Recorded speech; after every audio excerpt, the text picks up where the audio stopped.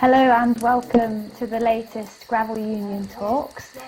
We're joined around the campfire by two really exciting guests today for episode 5. Now, we'll welcome on in just a second. We've got Fiola Foley from Komoot and a fellow Shimano Gravel Alliance member, Kell Emmerson, to join. So, if we could welcome them on. Hi Kelly, how are you doing? Hi, great. How are you? Yeah, good, thank you. Good, thank you. Where are you both reporting in from today? Fiola, let's start with you. I'm reporting in from the unusually sunny southwest of Ireland, from a little town called Culloden, where I'm based more this year than any other year because of the lockdown. So yeah, southwest Ireland. You've stolen all of our sunshine today in the rest of the UK, that's for sure. Kelly, you're based where are you? Oh, I'm in Matlock in Derbyshire at home at the moment. Nice, right in the heart of the Peak District, in the centre of the country. Beautiful. So we're just going to have a bit of a chat for about half an hour or so. We've got a few viewer questions, but if you have any other questions, do leave them either on this live broadcast or let us know afterwards. We're really keen to hear your feedback, so let us know either via email or on Facebook. Email is info@gravelunion, and that could be questions for this episode, or it could be any tips or anyone that you'd like to see on any future episodes as well of the Gravel Union talks. So let's learn a little bit about you two first. I've got some quick fire questions to go through. Before we get a bit deeper into getting to know you guys. So just one sentence answers, please. We'll start with Fiola for each one, I think. No pressure. So what do you prefer? Gravel riding, bike packing or racing? Oh my god. Gravel. Gravel. And Kelly Jane? Gravel. Would you rather ride alone or with friends? Oh, with friends. With friends, definitely. Yeah, social bunch. What's the longest distance that you've ever done on gravel, Fiola? Probably quite far, knowing you. I've no clue, gee, Mac. Like in one day? Yeah, go on, one day. Probably like 130 or something. It was probably Torres de Gravel in Mallorca. Oh, nice. Long enough day, yeah. That looks stunning. Cool. How about you, Kelly? Probably about 100. That's Nice. Lovely. Yeah. Okay, what's your preferred wheel size, 650B or 700C? 700C.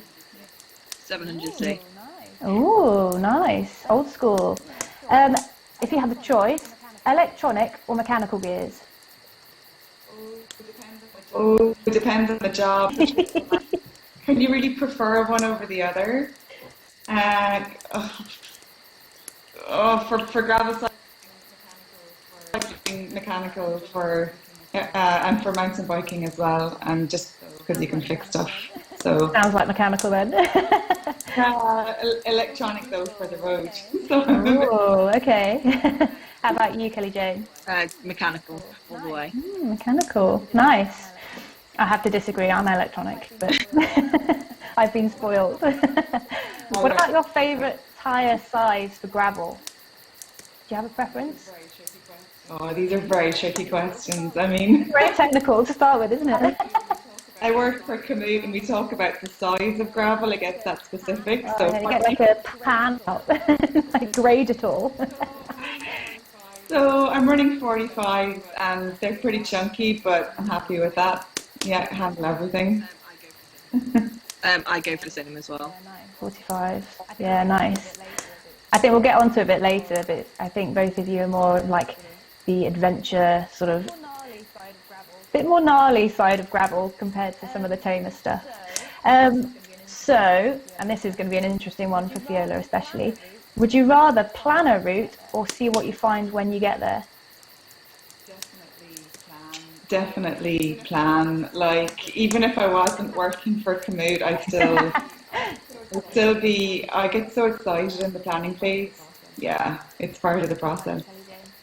How about you, Kelly Jane? I'd go for planning as well. I get really frustrated if I just go somewhere and then don't end up finding anything I want to ride. I don't know. Yeah. I plan. Yeah, I always do the planning bit and I get really nerdy about that. I love looking at maps and things. And then half the time when I'm there, I'm like, ooh, what's this little bit of single track here? And then just can go completely off route and get lost. When was the last time you cleaned your bike? Oh, this is embarrassing. Especially for Fiola with a white bike. Sometimes clean bikes. I mean, come on. Oh, sorry. Like, I'm actually really embarrassed about this, but it's probably been like any of my bikes haven't been cleaned properly in like 6, 7 weeks. Yeah. That's not too bad. Yeah. We've had good weather, especially. Yeah. Sure. Thanks. Mine's fairly recent, so I think for the first time in about 8 months, I cleaned my gravel bike last week. Yeah. Nice. But it's only because I was taking it to the workshop and going to change it around, so I felt a bit embarrassed to hand it over. Yeah. So dirty. That's the only reason. That's the cardinal sin, isn't it? Turning up to your mechanic with the dirty bike. It's just just never. Okay, two more quick fire questions. Fiola, how many bikes do you own? I currently own 4 bikes. The lowest amount I've kind of had in the last 10 years, but it's fun. I think I've got 4 as well. Yeah. Oh, that's very restrained of you both. I expected more. And if you had to pick any one, do you have a favourite bike? That's probably a trickier one. Oh yeah, these are really hard questions. I like this, the diversity of the type of riding is so great. It'd be different if you chose between 3 mountain bikes, but choosing between 3 very different tools. I would actually have to say that I think my BNCT Mission is a bike. Yeah, very happy with that. I've had it for, I think it's like model year 2016 or something. It's really great. Wicked. I'm finding it hard to decide between. I love my Kotick Flare Max so much, but then my Kotick Escapade is the comfiest thing in the world as well. So I don't know. I can't decide between those two. I think that's the thing about bikes, is that there's so many different disciplines, and especially you two, so versatile when it comes to riding, whether it's mountain biking or road or gravel, and they're all wonderful. You don't have to have just one or the other, and that's kind of where gravel breaches between road and off-road, doesn't it? And they're all great for different things. That's it. Yeah. It'd be like answer a question that's like, so you've got 4 gravel bikes, which is your favourite? Or like location, like where you are, where you're going to ride. Yeah. Yeah. What grade of gravel you're going to be on? Yeah. Yeah. I think what's really fascinating about both of you, and most people, in fact, that come into the sort of gravel world, is that you haven't come from a pure gravel background, let's say. Fiola, you've got a fascinating history. I can't remember exactly which podcast it was on now that I was listening to, where you were detailing a bit more about your background in adventure racing. Could you just let us know a little bit about that? Sure. So my deep background is like Olympic level rowing. So that's started out. Yeah. So I started when I was like 15. Came up through the ranks, got a scholarship to the States, and then went on and represented Ireland for a number of years. Narrowly missing out on Olympic qualification by half a second at one point, but then I kind of went traveling, gave up rowing, and was like, okay, I'm just gonna be free. And I came back to Ireland after probably, I think, maybe 4 or 5 years of surfing and just exploring and stuff. And then I ended up working for the Adventure Racing World Series. So that was there's a leg of that in Ireland back in 2008 in the southwest of Ireland where I'm from. I'd just come back from living in Peru for 3 years and was planning on doing a postgrad, and this opportunity came up.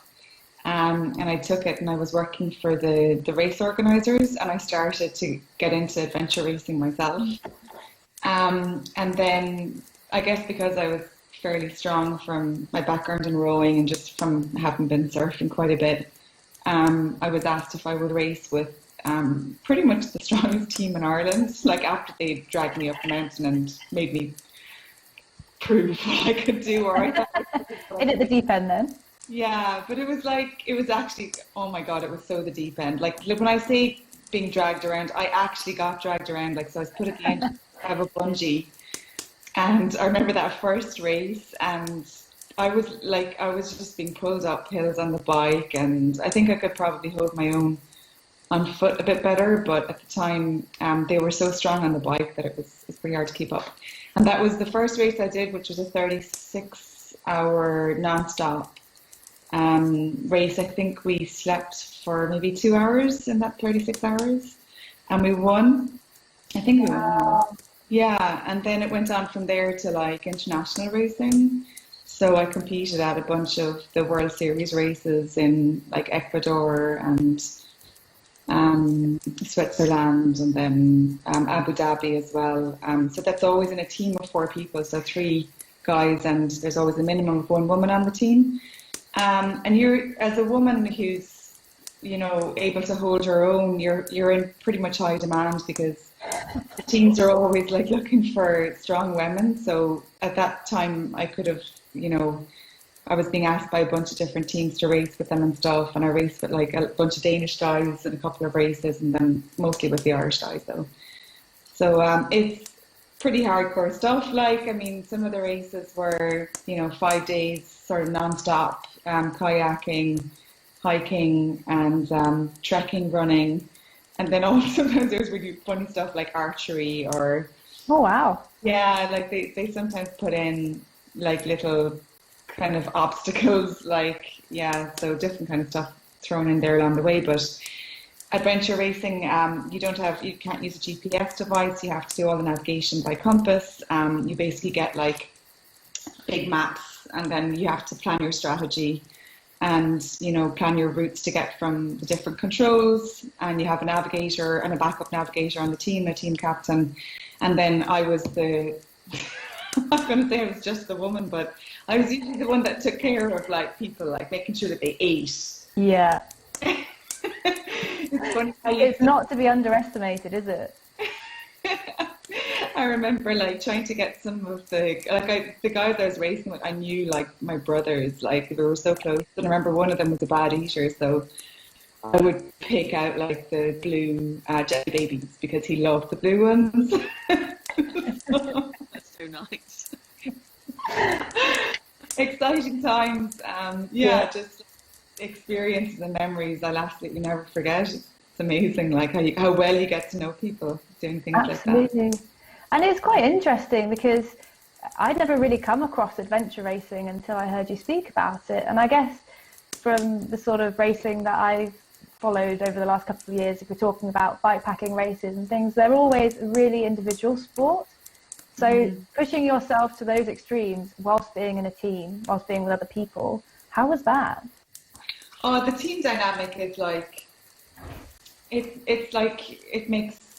I would probably say your team dynamic contributes like 60% to the overall success. I mean, if you can't figure each other out and what makes each other tick in situations that are so extreme like that, you've got no chance. I mean, it's not just about getting along well, it's so much about like how you prepare for the event, and how people react when they do, like, we we were in situations where I remember in one of the stages in Abu Dhabi, we'd run out of water.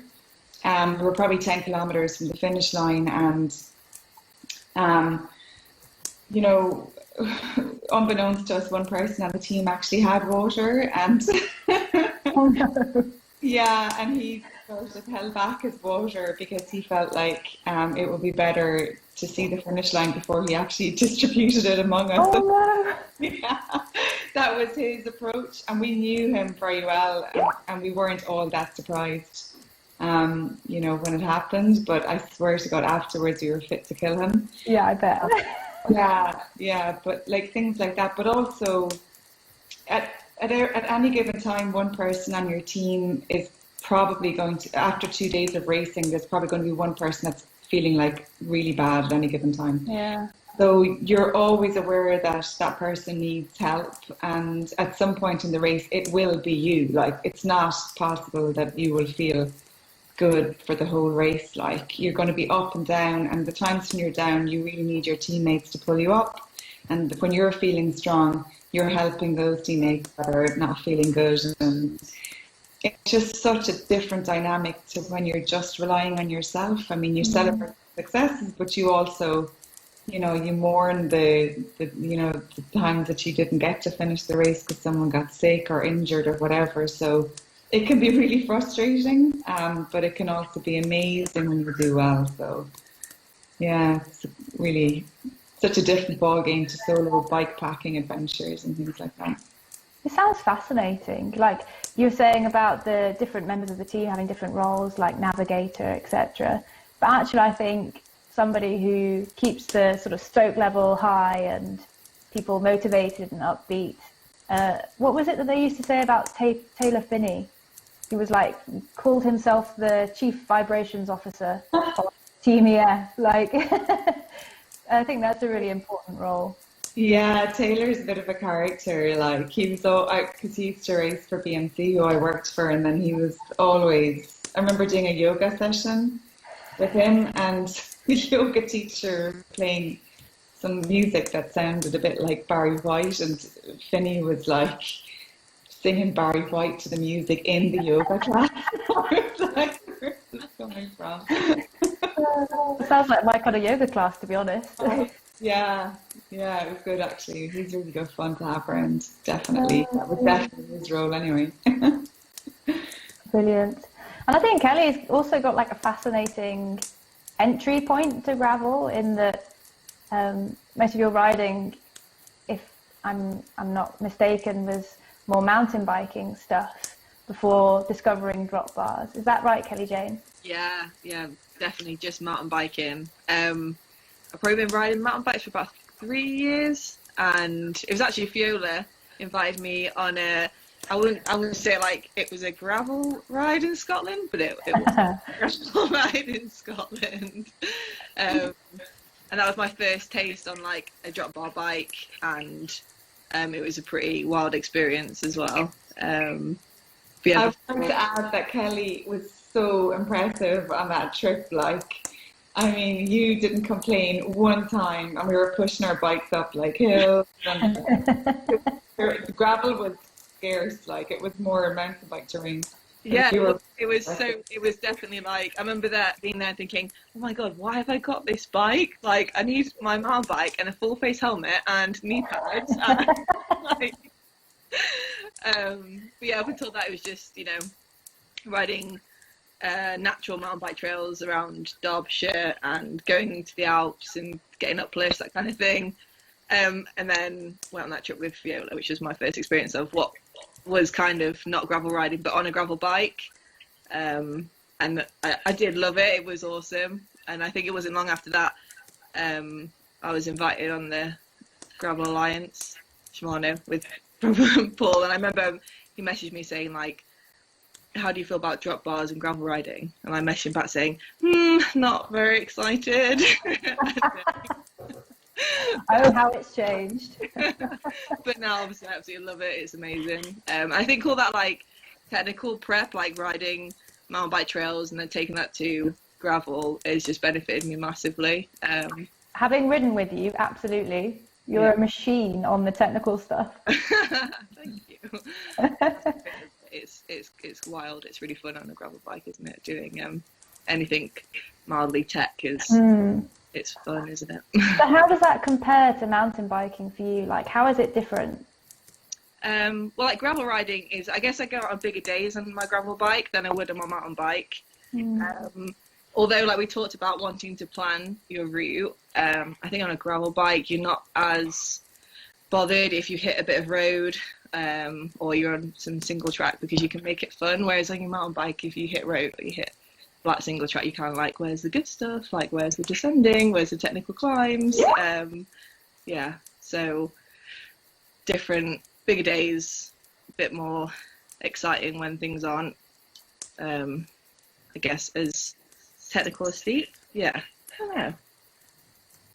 How about you, Fiola? How do you find gravel is different to any of the other disciplines that you ride? Yeah, like it's a nice bridge in between sort of mountain biking and road for me, I suppose. But like, it really depends on where you live, with regards to how much of any of those you prefer to do. I mean, around here, there just isn't a whole lot of gravel, so I kind of have to travel for gravel. Well, speaking of travelling for gravel, you've both been really lucky to travel literally all over the world to ride gravel, whether it's different events or holidays or trips. Where would you say, let's start with Kelly Jane, was your favourite place to ride and why? It's really tricky. So, like riding, so gravel for me isn't like the wide gravelly long tracks forever. I like single track and I like sort of technical gravel. It's really hard to explain, isn't it? But I did a race in Ireland, Belcoo.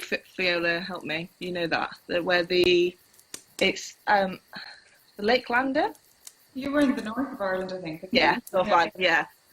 And I loved the gravel there. It was so fun. So that was like pretty techy, bit of single track. Yeah, and it was deep gravel as well, so you had to watch it on the descents. It was pretty long times, and I remember like hitting, like coming around some corners, being like, "Oh no, I'm gonna die," and then be like, "Okay, so it's fine." So like I loved it there, and then also in Scotland, I did a race in Aberfoyle, the Duke's Weekender, and that was like 6 stages, like all timed, really technical.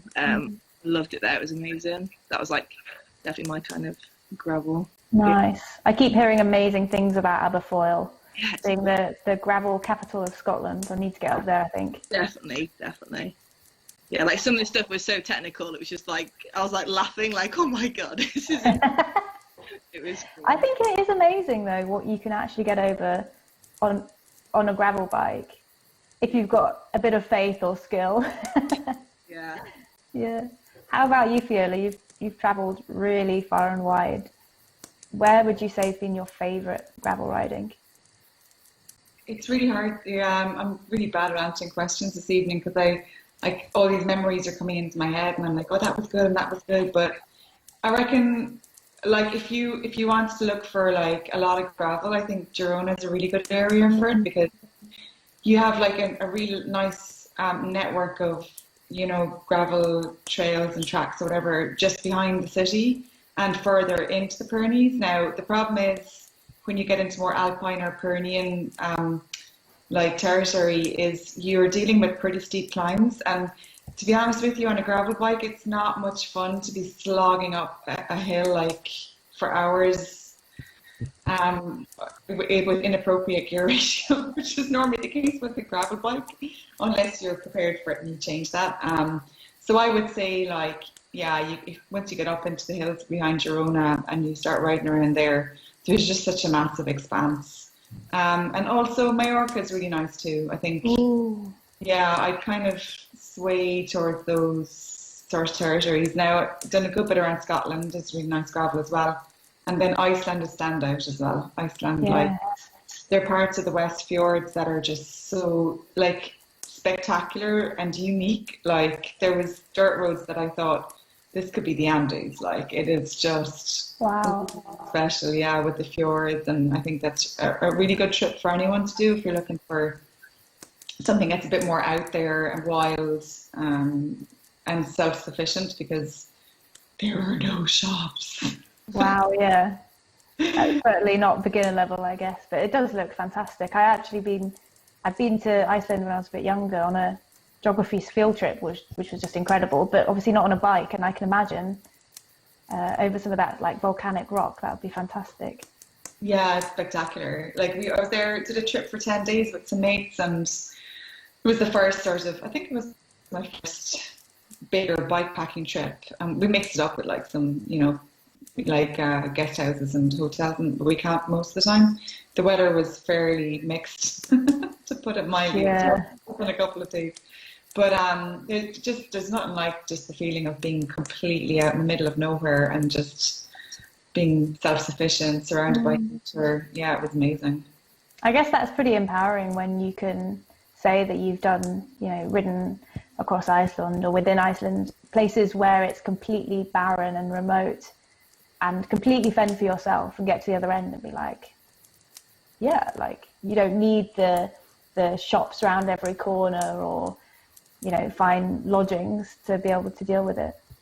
Yeah, look, it's all in the preparation as well. I mean, you just have to, like, how long are you going to be out for? How much do you need? Like, you got the kit right, and off you go. I mean, it's not dangerous territory in terms of wildlife and stuff. I mean, you just got to be like, have your kit prepared. And although I did, it's like a classic Fiola.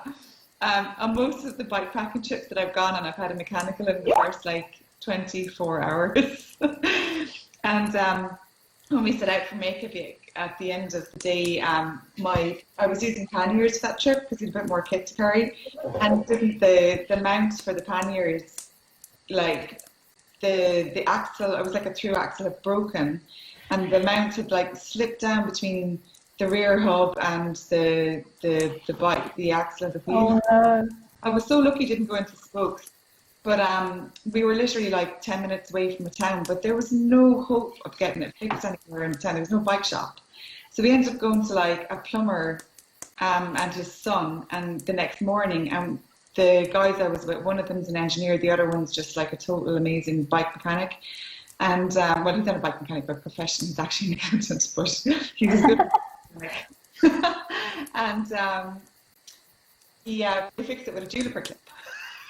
Wow. The rest of the trip on a juniper clip, holding the panniers with like 20 kilos onto the back of the bike. Incredible. Yeah, I think. Oh, dear. Right, before we get on to the next section, we're going to look at the big debate. So you can vote over on Facebook now on our poll. And the question this week is, what do you personally prefer to ride with, SBDs or clip-in pedals or flat pedals when you're riding gravel? Now, we'll ask Fiola and Kelly for their thoughts on this at the end of the session, but make sure you get over to our Facebook poll now and cast your vote. Right, back to Fiola and Kelly. Now, you two both have quite a lot in common. Not only do you both have wonderful dogs that I'm very jealous of and love the gravel and mountain biking, very adventurous, but you're both about to become mums, which is super exciting very soon. Would you mind if I asked you a little bit about your experience over the last few months? Have you been able to carry on cycling, or are you doing other activities to keep active during your pregnancy? Can I start with you, Fiola? Me again. Yeah, it's definitely, it's just been such a wild experience, like from the first few months and feeling like really yucky with morning sickness. But I probably was more consistent with my cycling in the first trimester, and then in the second trimester, yeah, it's like every day is different. So in the past, I would have just kind of like had a level feeling. I might have been tired too much, or I had a recovery day. But when you're pregnant, there's just days when you're like, I really don't feel like doing any physical activity. And so at the moment, I'm like 7 months in, and the bump is just growing, like, I guess, like week per week. And it's only been this week where I've kind of gone, wow, the bump is kind of getting in the way, like it's rubbing against my thigh and stuff. I haven't modified my bikes. I've just carried on riding all the bikes just as they are. I've noticed I've done a good bit of hiking and I did a bit of running up a couple of weeks ago, but I find that I get a bit like kind of crampy, like Braxton Hicks symptoms with the running and the hiking. So actually cycling has been the best. Yeah, you're just a bit short of breath because there's less space. And then I don't really go out anymore for more than like an hour and a half, really. I'm just doing these like 30, 40 kilometer loops.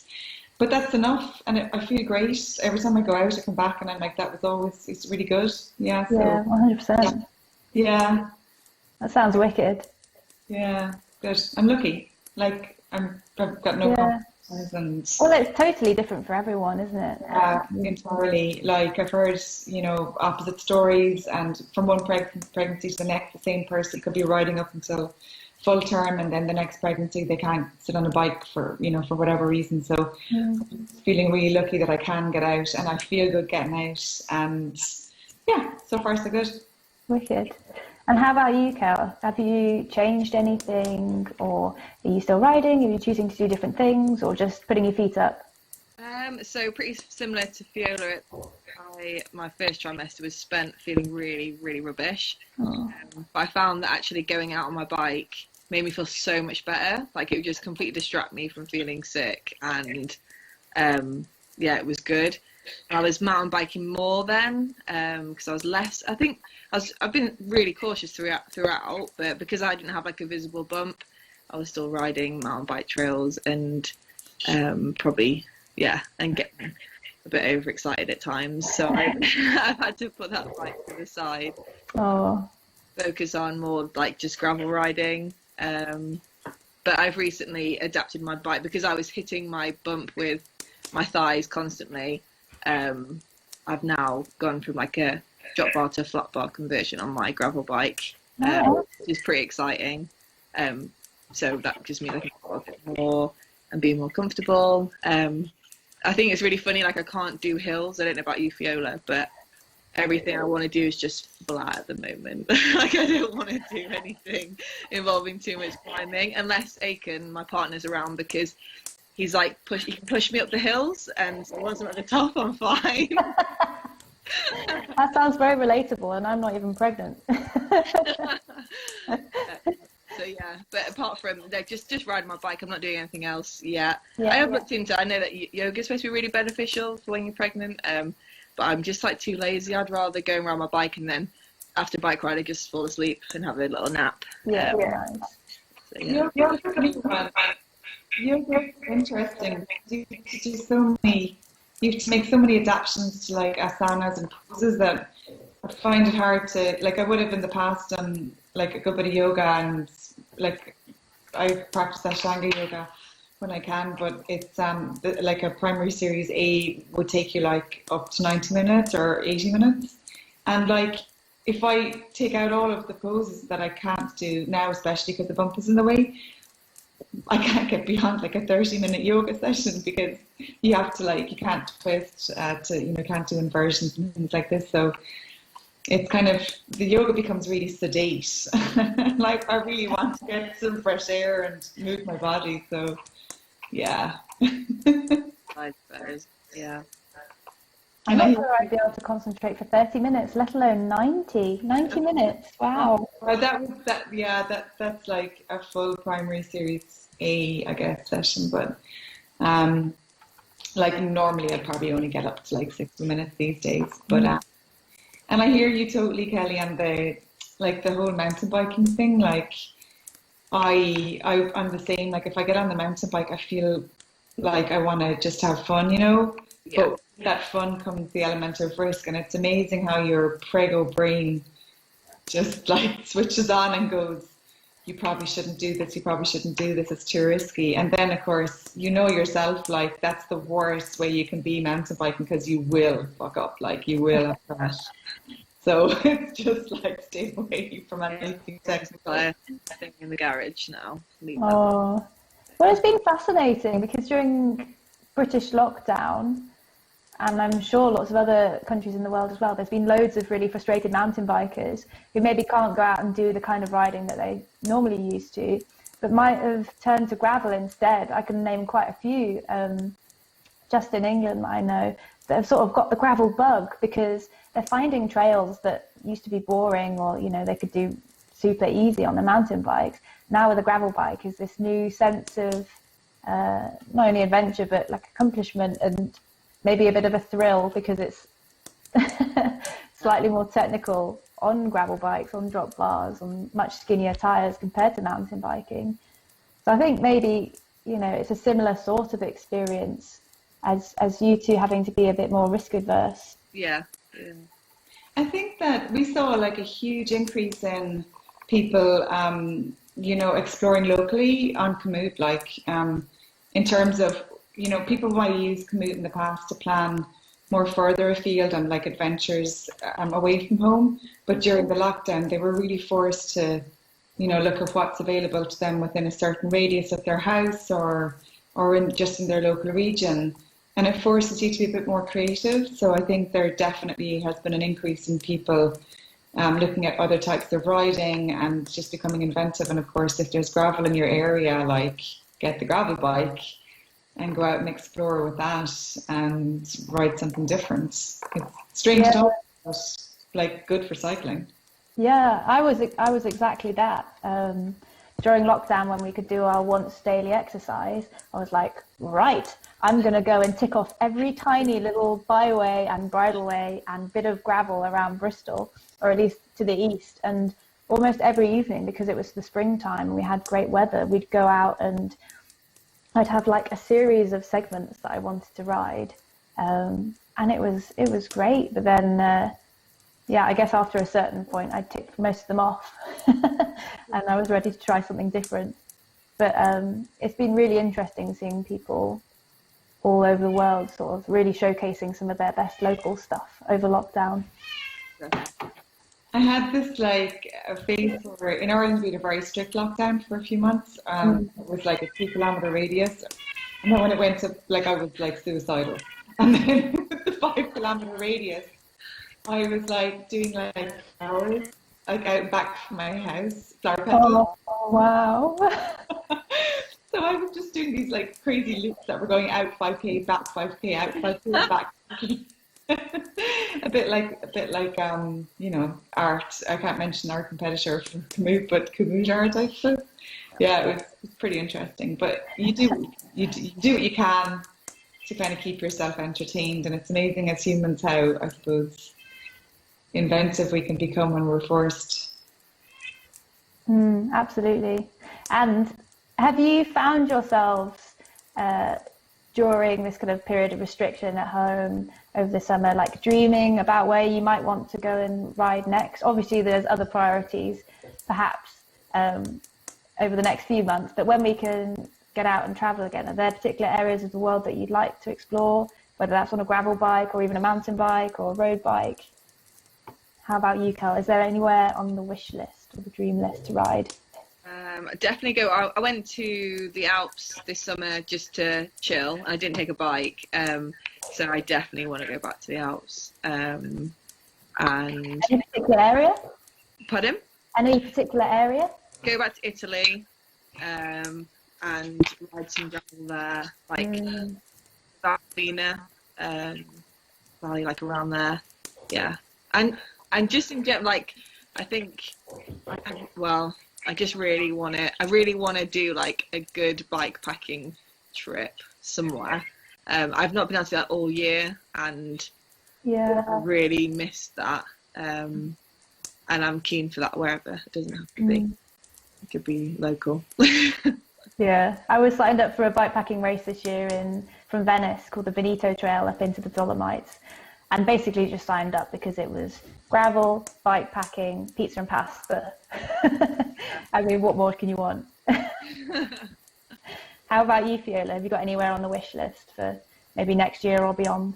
Yeah, I think it's less about the place and more about the people. I really miss my mates. Like, I haven't seen my crew like from Switzerland since I guess January, and I'd love to get a gang together and just like make it up as we go kind of a thing. So it could be the Swiss Alps. I did kind of think before I go back to work from maternity leave, I'd like to take a month and maybe base myself either in the Basque Country again. I was there for 6 months last year with the French side of it, so I can surf and ride.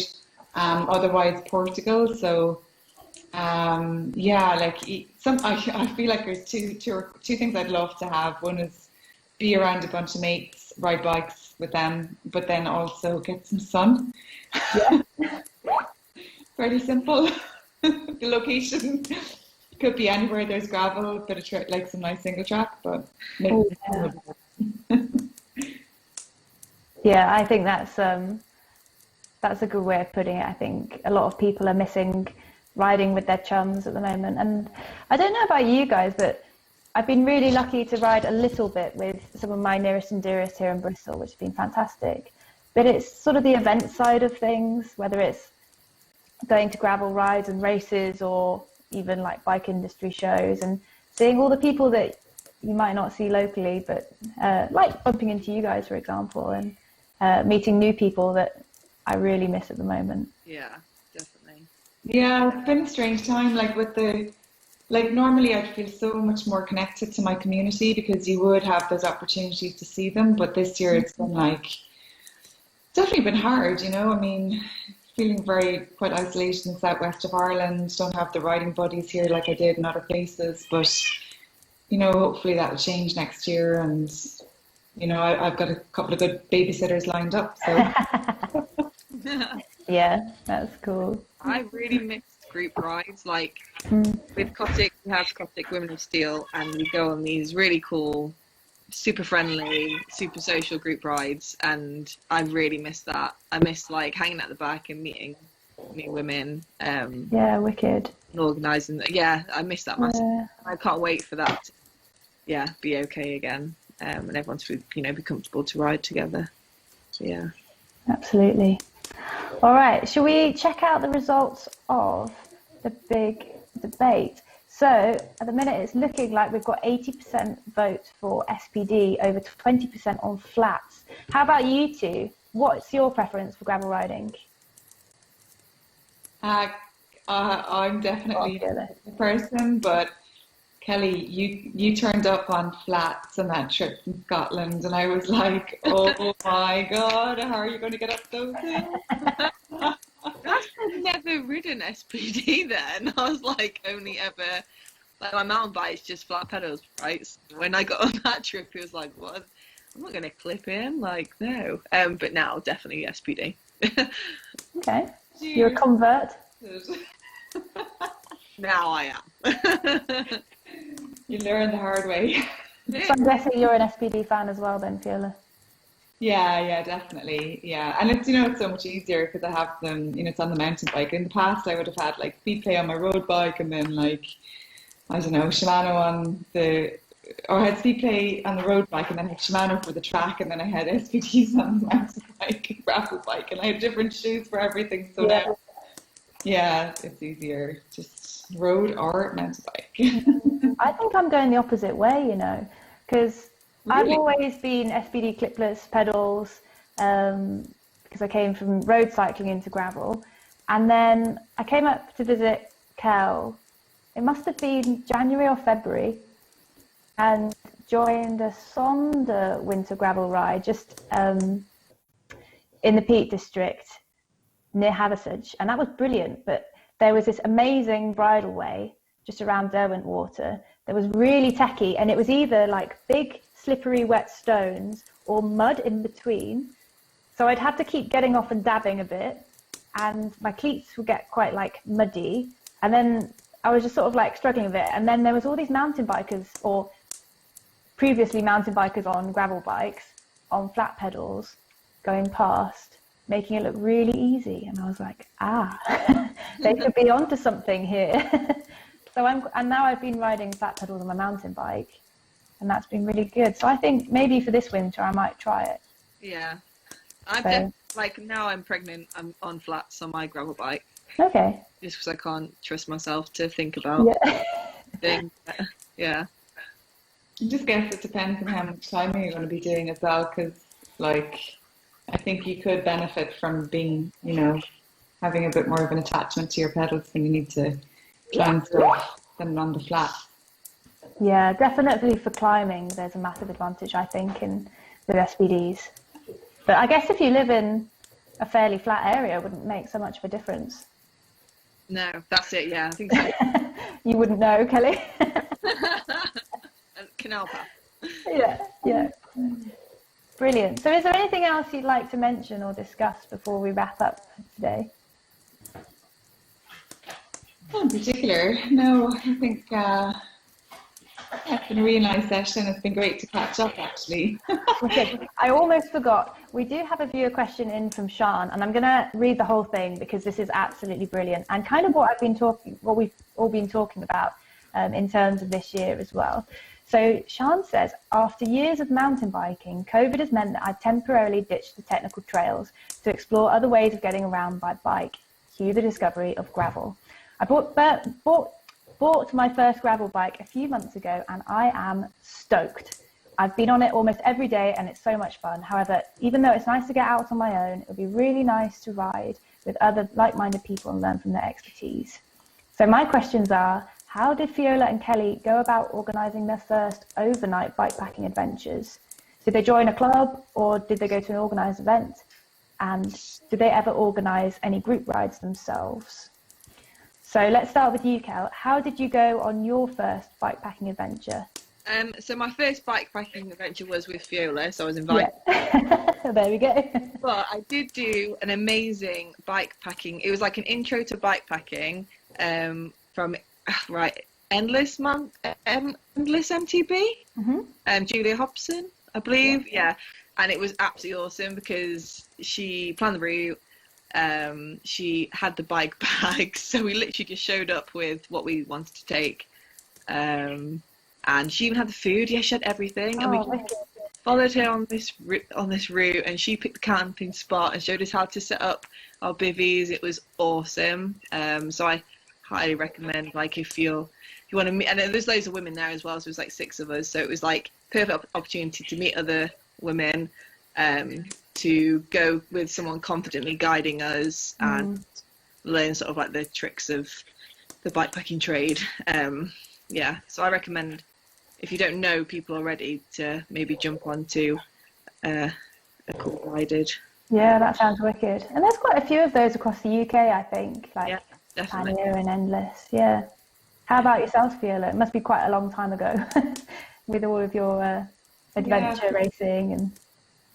I think the first, so I kind of differentiate between gravel and bikepacking, because I remember the first time I rode gravel was on my road bike in Switzerland with my friend Nick, who's the guy that fixed my bike in Iceland and was always dragging us into like interesting situations. He was like, we'll be fine. Yeah, but I was like a roadie, like my road bikes are not meant to be ridden on this stuff, and I remember like slipping all over the place and super out of my comfort zone, but I actually really enjoyed it. So that was my first sort of gravel experience. And then bike packing, I think it was just, I wanted to go on a trip. I wanted to have an adventure. And at the time, BMC had come out with like a cross bike. I thought this would be great for, riding gravel. Gravel was just starting to get really trendy. And I thought, look, I'll just put panniers in this and we'll head off to Iceland and we'll have a great time. And that was the first bikepacking trip. And since then, it's been a pure mix of stuff. But I would say that, yeah, it's really about, like, it would be probably interesting to go to an event. And at an event, then you might meet people through riding together with them that would maybe, you could be friends, you could like, be my friends. And convince them that you're so cool that they'd love to have you on one of their trips, the way. So I'd say, yeah, just you need to get out there, try and meet people if you can, or just look on Facebook for some groups and get yourself in there. And yeah, I think it's better shared. So whatever you need to do to find those people, whether online or at a real event, it would be worth it. Yeah, definitely. I absolutely adore bikepacking, but I have to confess I've never actually ever done it on my own.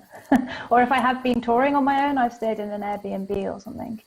Yeah. Maybe I'm a bit of a scaredy cat, but I think it's always better enjoyed with friends. But Yeah, definitely. Yeah, you sleep better when you've got like, you know, your mates are in tents next to you for sure. So yeah. Brilliant. Well, thank you both so much for joining us, and thank you to everyone who's been watching. For all things gravel, make sure you check out the website, so you can find that at gravelunion.cc. You can sign up for the newsletter and follow us on social media to keep in the loop with all the latest news. Now, the next Gravel Union talk will be on the Wednesday, the 14th of October at the same time. So that's with Janosch Wintermal, who is the product manager from Scott Bikes. So until then, happy gravelling, and we'll see you soon.